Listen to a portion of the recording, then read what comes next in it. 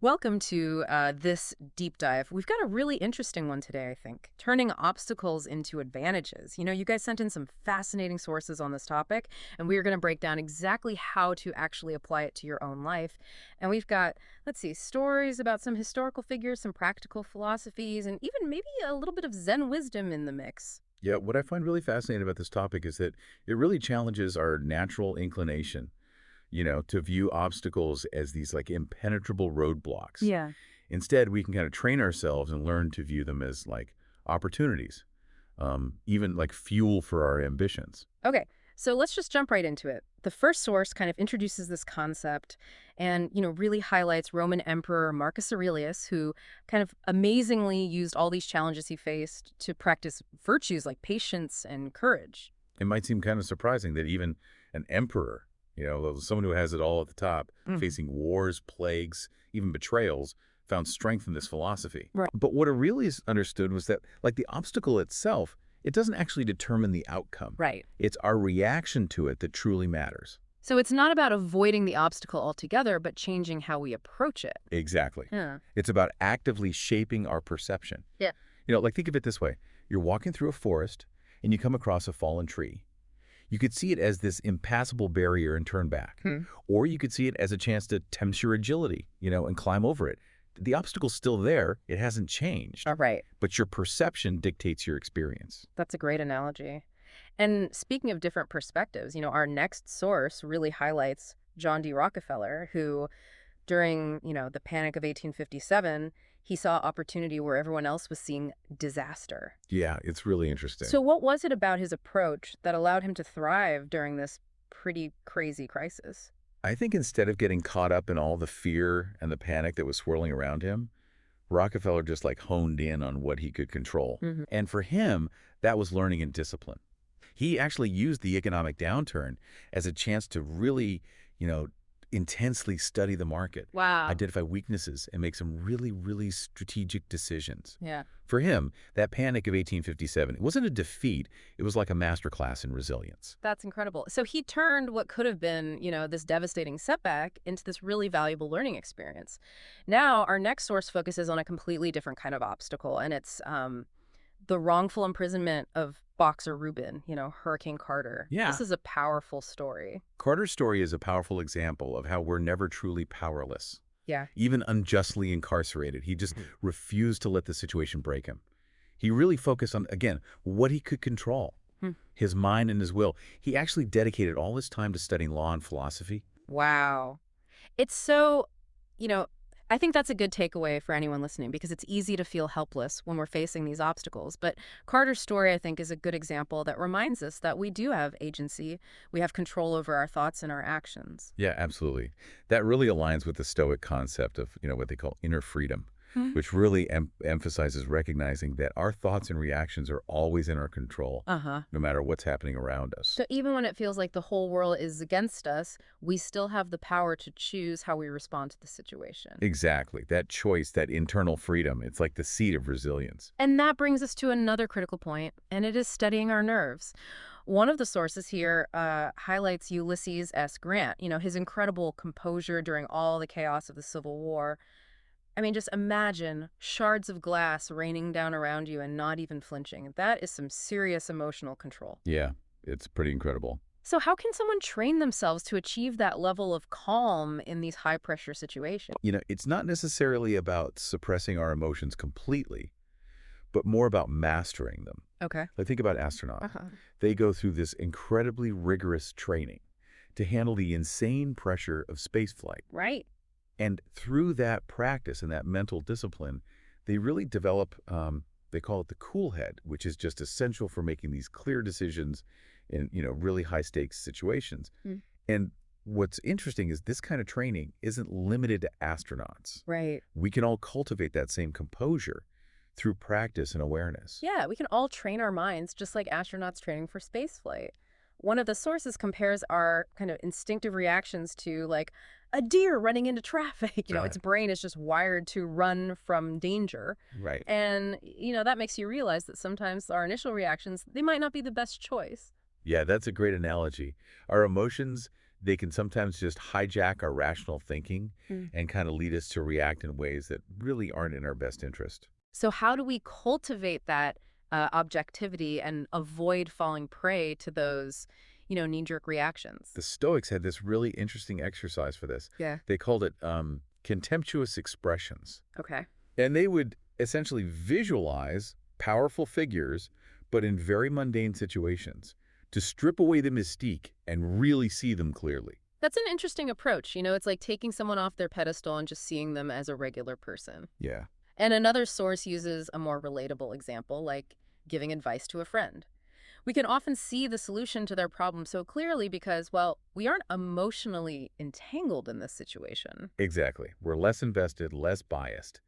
And the key is to learn to apply that same detached perspective to our own obstacles. So we need to learn to detach from our emotions and just see those obstacles from a more objective standpoint. Exactly. And that is where the real work begins, developing the tools and the techniques that allow us to shift our perception, master our emotions, and turn those obstacles into stepping stones on the path to success. And that's what we'll be exploring in the next part of our deep dive. Welcome back to our deep dive, where we're really exploring this idea of turning obstacles upside down. So far, we've focused on the power of perception and, how shifting our view of challenges can be such a game changer. Yeah, it really is amazing how just changing our perspective a little can make such a huge difference in, how we approach those obstacles. But it's one thing to, shift our mindset, but it's another to actually like take action. Yeah. So how do we move beyond just seeing the obstacle as an opportunity and start actually turning it into like a real concrete advantage? That's a great question. That's where the real magic happens. One source we've got dives into the story of John D. Rockefeller and how he used the Panic of 1857 as this like launching pad for his success. Mhm. What's fascinating is that, he didn't just sit back and observe the crisis. He took decisive action. Okay, so he was proactive. Yeah. He didn't get swept up in like the fear and all that. What did he actually do? He basically went against the grain. Okay. So while everyone else was driven by fear, selling off their assets, he doubled down on his discipline and his rationality. He saw the crisis as this buyer's market, Uh-huh. a chance to acquire these undervalued assets and really strengthen his position. It was a bold move, that's for sure, Yeah. but it definitely paid off in the long run. So he was able to see the opportunity in the chaos, and then he had the courage to act on it. That takes a certain level of like fearlessness, don't you think? For sure. And that actually brings us to another source that highlights action as a form of defiance. Yeah. This one tells the story of Reuben Hurricane Carter and, his just incredible resilience during his wrongful imprisonment. Yeah. Carter's story, I think, is such a powerful example of just not letting your circumstances define you. I mean, to be unjustly imprisoned and still find that strength to not just survive, but thrive. I mean, that's remarkable. How did he manage to do that? It's interesting because he just absolutely refused to be a victim of his circumstances. He really channeled all his energy into what he could control, so he dedicated himself to studying law while he was in prison. Wow. This act of defiance, pursuing knowledge and justice, it really became like his lifeline. And what's so fascinating is that his dedication to action really played a crucial role in his eventual release. It's incredible how he basically turned his prison cell into this like space for personal growth and empowerment. Yeah. It's like he wasn't just passively waiting for things to change. He was like shaping his own destiny. But, taking action, especially when we're facing like these huge challenges, it can be really daunting. So like, what are some practical steps we can take to kind of like move from that feeling of being overwhelmed to that feeling of empowerment? One important principle that we've touched on already is that idea of steadying our nerves before we take action. Okay. Like we talked about with Ulysses S. Grant, that composure is just so essential for making those really clear-headed decisions, especially in, high-stress situations. It's like that saying, don't make permanent decisions based on temporary emotions. Yeah, exactly. But how do we actually like cultivate that sense of calm when like everything inside of us is screaming to panic? I think it really comes down to training and practice. Think of it like building a muscle. The more we practice staying calm under pressure, the stronger that muscle is going to become. And, one source even suggests incorporating things like mindfulness techniques. Like deep breathing exercises or meditation into our daily routine. It's all about developing that toolkit of strategies that can help us regulate our emotions and create that space for rational thought. Okay, so We're calm, we're collected, and we're ready to take action. But how do we figure out, like, what action to take? Sometimes the obstacle itself can feel so overwhelming that it's, like, hard to even know where to begin. That's where that concept of turning the obstacle upside down really comes into play. It's about shifting our perspective to find that hidden opportunity within the challenge itself. So, like, instead of seeing the obstacle as a roadblock, we're looking for the detour. Like, maybe that alternate route that could lead us to an even better destination. Exactly. It's about asking ourselves, what can I learn from this situation? Yeah. What new perspectives can I gain? How can I actually use this obstacle to my advantage? And this might involve brainstorming different solutions, maybe asking for advice from others, or just taking some time to really reflect and reframe the problem. So we're like putting on our problem-solving hats. Yeah. And turning that obstacle into like a puzzle to be solved. One source compares it to the training of a martial artist, Oh, wow. emphasizing the importance of both mental and physical agility. Yeah, that's a great analogy. Just like a martial artist trains their body to react instinctively, we also need to train our minds to see obstacles as opportunities for growth and action. It's about being flexible and adaptable, and willing to kind of shift our approach when we need to. So it sounds like we're talking about like developing a certain mental toughness, Yeah. a resilience that helps us bounce back from setbacks and, just keep moving forward. But sometimes it can be tricky to even figure out what the real obstacle is. What if what we think is the obstacle isn't actually the root of the problem? Oh, that's a really good point. Yeah. Sometimes we get so fixated on what we think the obstacle is. Yeah. They completely miss the underlying issue. Hmm. And that's where, that ability to step back and really question our assumptions becomes so crucial. So it's about taking a moment to kind of analyze the situation, like from a more objective standpoint. I remember one source suggested viewing it as if it was happening to someone else. It's like, they say it's easier to give advice than to take it. Yeah. So when we detach ourselves emotionally, we can see things more clearly. Exactly. That detachment, it helps us remove that emotional charge and see things from this fresh perspective. Mm-hmm. It lets us ask ourselves, is this actually an obstacle, or am I just choosing to view it that way? So we're challenging our own perceptions, Yeah. making sure we're not creating roadblocks for ourselves. I like that. Okay, so we've got staying calm, we've got reframing the problem, we've got detaching from the situation. Mm-hmm. Are there any other key principles for taking effective action when we're faced with an obstacle? One source really emphasizes the importance of focusing on what we can control rather than, just dwelling on what we can't. And this is especially important when we're dealing with obstacles that seem totally outside of our influence. So instead of wasting our energy on things we can't change, we should focus on those areas where we can make a difference. We're channeling our energy into things that actually move us forward. Exactly. And that actually ties into another important principle, which is breaking down those large obstacles into smaller, more manageable steps. Okay. When we're faced with this seemingly insurmountable challenge, it's easy to feel completely stuck. Right. But by breaking it down into these bite-sized pieces, we can start to create a sense of momentum and progress. It's like climbing a mountain, right? You don't focus on reaching the summit all at once. You break it down into these smaller climbs, set up base camps along the way. Yeah. Each step, no matter how small it is, it gets you closer to your ultimate goal. And speaking of mountains, one source talks about Demosthenes, the Athenian orator. Oh, yeah. He overcame a severe speech impediment through sheer persistence. It's an amazing story. He practiced speaking with pebbles in his mouth, he recited speeches while running uphill, and he even shaved half of his head, so he'd be forced to stay home and practice. Wow, that's dedication. That's dedication. His story really highlights how even the most daunting obstacles, they can be overcome with willpower and, consistent effort. And it also emphasizes that we shouldn't let setbacks define us. Yeah. Demosthenes could have easily given up, but instead he used his challenges as fuel to work even harder. And I think that's a really powerful takeaway for all of us. It's really inspiring to see how much we can actually achieve when we are, truly committed to overcoming an obstacle. So it's not just about taking action. It's about taking persistent, focused action. Right. Even when things get really, really tough. Persistence is what connects our vision with reality. But, it's not just about blind determination. It's also about learning to navigate those inevitable setbacks, the failures that come with any kind of challenging endeavor. And that's actually what we'll be exploring in the next part of our deep dive. how to cultivate that inner resilience that allows us to not just, endure obstacles, but emerge from them even stronger than before. Welcome back to our deep dive. We've been exploring this idea of turning obstacles upside down. We've talked about shifting our perception. We talked about taking action.